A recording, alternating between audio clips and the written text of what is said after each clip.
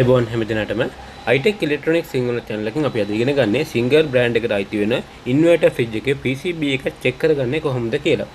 දැන් මට මේ PCB එක repair එකට ආවනවා වල error codes ටිකක් දීලා තියෙනවා මේ fridge එකට අදාළ වෙන. මට මේ PCB එක repair එකට ආවේ compressor එක on වෙන්නේ නැහැ කියන එක හදන්න තමයි. දැන් මේම compressor එක on වෙන්නේ නැහැ කියන එකට මේ PCB එක repair එකට ආවට පස්සේ මට සිද්ධ වුණා මේ PCB එක direct on කරන්න.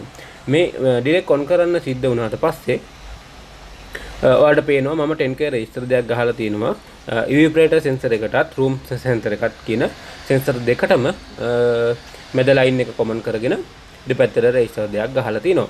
මේ විදිහට ගහලා මම fridge එක circuit එක චුට්ටක් වෙලා යනවා power up වෙන කියන්නේ compressor පැත්තට power කැඩෙන්න delay time එකක් ගන්නවා. ඔයාලට දැන් පේනවා අන්න compressor එකට power කැඩෙනවා.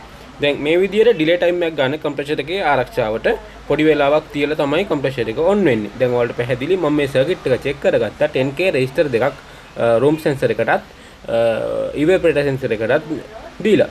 දැන් මේ විදිහට check කරගත්ත එකෙන් මේ PCB එකේ repair එක තිබ්බේ room temperature sensor එකේ හරි evaporator sensor එකේ හරි. එතකොට ඔයාලා දැන් තේරුම් ගන්න ඕන අපි ready අඳුරගත්තේ 10k register එකක් ගහලා කියලා.